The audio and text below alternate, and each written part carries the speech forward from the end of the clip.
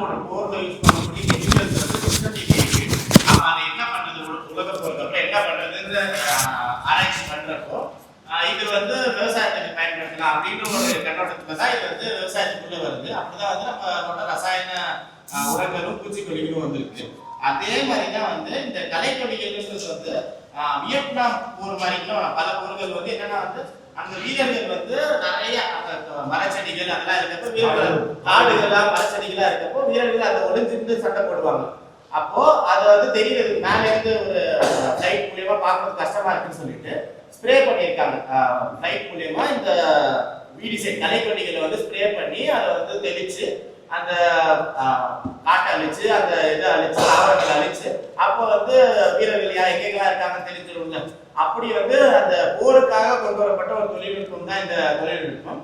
அது போர் முடிந்ததுக்கு அப்புறம் அந்த தொழில்நுட்பத்தை வந்து விவசாயத்துல இப்போ வந்து பயன்படுத்தி அதை இன்னும் கண்டினியூ பண்ணிக்கிட்டே இருக்காங்க.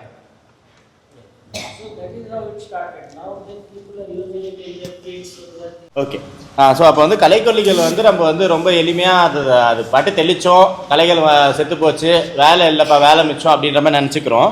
ஆனால் அது வந்து மண்ணில் போகிறப்போ வந்து மண்ணோட நுண்ணுயிர்கள் செத்து போகுது.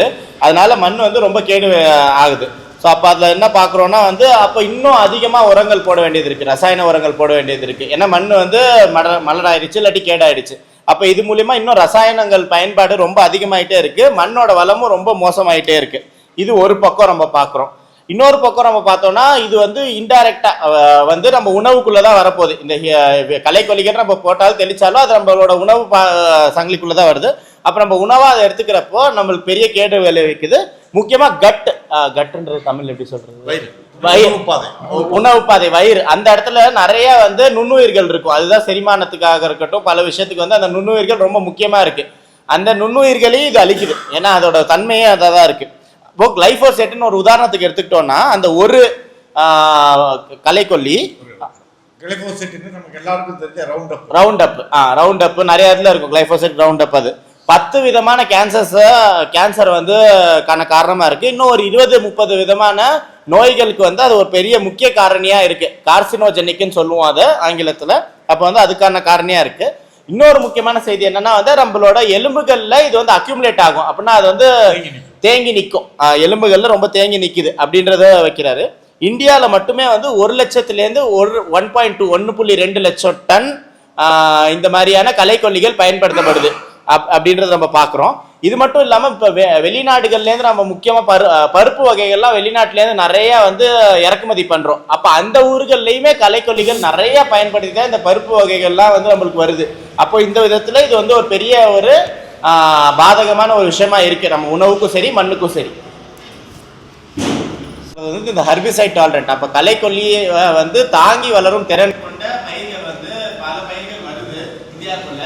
அதுல முக்கியமா இல்லீகல் அரசாங்கத்தோட அனுமதி இல்லாம இந்தியா முழுக்க இந்த கலை ஹெர்பிசைட் டாலரண்ட் பருத்தி, மக்காச்சோளம், அதுக்கு சோயா இதெல்லாம் வந்து பல இடங்கள்ல பயிரிடப்படுது. அதுல பிரதானமா நிறைய பயிர்கள் வந்து மரபணு மாற்றப்பட்ட பயிர்களாகவும் இருக்கிறதுக்கான வாய்ப்புகள் இருக்கு. ICAR நம்மளோட ஆராய்ச்சி மையம், Indian council for agriculture research, இந்தியாவோட ஆராய்ச்சி மையமும் வந்து கோதுமையில, அரிசியில மற்றும் கடுகுல வந்து இந்த கலைக்கொல்லியை தாங்கி வளரும் திறன் கொள்ள இருக்க பயிர்களை வந்து வெளியிடுது. அது வந்து மியூட்டாஜெனசிஸ், அது வந்து ஜெனட்டிக், அந்த மரபணு மாற்றப்பட்டதுல வேற ஒரு தொழில்நுட்பம் மூலியமா வருது. அப்ப இந்த 2 தொழில்நுட்பம் வழியா நிறைய இந்த கலைக்கொல்லி திறன் கொண்ட இருக்க பயிர்கள் வருது.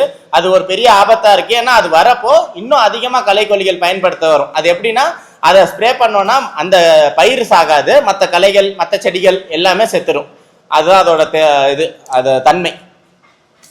விவசாயத்துக்கு பயன்படுத்தப்படுது இந்த கலைக்கொல்லிகள். அதை தாண்டி வந்து இப்போ ரயில்வே டிபார்ட்மெண்ட்டா இருக்கலாம், இல்லை வந்து முனிசிபாலிட்டி நகராட்சி இல்லாட்டி காடுகள் அதெல்லாமும் வந்து இது வந்து அங்கங்க இருக்க புல்வெளிகளை இது பண்றதுக்கு பயன்படுத்துறாங்க. அதுக்கும் விவசாயிகள் இன்னொரு விஷயத்துக்கு எது பண்றாங்கன்னா வந்து அறுவடை காலம் வந்ததுக்கு அப்புறம், அறுவடைக்கான டைம் வந்ததுக்கு அப்புறம் ஈஸியா அறுவடை பண்ணணுன்றதுக்காக, எளிமையா அறுவடை பண்ணணுன்றதுக்காக இதை தெளிச்சுட்டா இது படுத்துருது. அப்ப டக்குன்னு அறுவடை பண்ணிட்டு போயிடலான்ற அந்த முறையையும் சில விவசாயிங்க கையாளுறாங்க. அதுவுமே ஒரு பிரச்சனை. அதுல முக்கியமான இன்னொரு பிரச்சனை என்ன சொல்றாருன்னா வந்து இந்த அதிகமா கலைக்கொல்லிகள் அடிக்க இந்த தாவரங்களுக்கு வந்து அதை தாங்கும் திறன் வந்து அதிகமாயிட்டே இருக்கும்.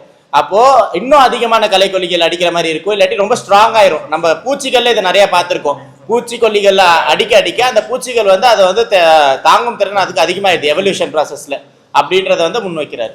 அந்த அறுவடைக்காக பயன்படுத்துறதுன்னு சொல்றது என்னவா இருக்கு அப்படின்னா, இந்த பருத்தி மாதிரியான பயிரெல்லாம் இருக்கு இல்லையா, அதில் வந்து உள்ளே போய் காய புழுங்குல அது நம்ம இது உளுந்து மாதிரியெல்லாம் இருக்குது, தட்டைப்பயிரெலாம் இருக்கு இல்லையா, இது மாதிரி இருக்கிறதுல இலையெல்லாம் இருக்கும், இலைக்குள்ளே தான் போய் எடுக்கிறதுலாம் ஈஸியாக இல்லை அப்படிங்கிற மாதிரி இருக்கிற சூழலை இருக்குது அப்படின்னு சொல்லிட்டு இந்த களைக்கொல்லி தெளிச்சிட வேண்டியது.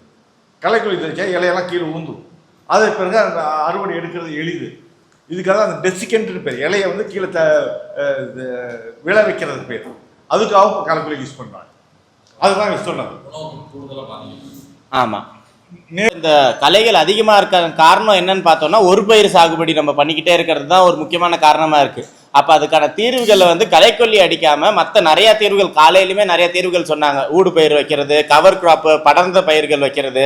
முக்கியமா அவங்க என்ன வைக்கிறாங்கன்னா 365 நாளுமே வந்து நிலத்துல ஏதோ ஒரு பயிர் இருந்துகிட்டே கவர் பண்ணிக்கிட்டே, நிலத்தை கவர் பண்ணிக்கிட்டே இருந்தோம்னா அப்போ வந்து இந்த களைகள் வளர்றது கம்மியாகும் அப்படின்னு.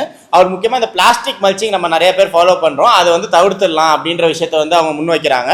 ஏன்னா அந்த பிளாஸ்டிக் வந்து உருகி மண்ணுக்குள்ள போய் மைக்ரோ பிளாஸ்டிக்கா சின்ன சின்ன துகள்களா போகுது, அது நம்ம உணவுலையுமே வருது. அப்போ அவர் என்ன சொல்றாருன்னா, அந்த மைக்ரோ பிளாஸ்டிக்ன்றது வந்து ஒரு நம்ம உணவுல இருந்தா 2 மணி நேரத்துல அது வந்து நம்மளோட மூளைக்கு போய் சென்றடையுது அப்படின்ற ஒரு விஷயத்த சொல்றாரு. ஸோ அப்போ அதை தவிர்த்துடலாம். அப்புறம் இந்த களைக்கொல்லிகள் இல்லாம பல விதங்கள் இருக்கு கலை மேலாண்மைக்கு, அதை வந்து நம்ம கடைபிடிக்கலாம் அப்படின்ற ஒரு விஷயத்த சொல்லி முடிக்கிறார். தேங்க்யூ.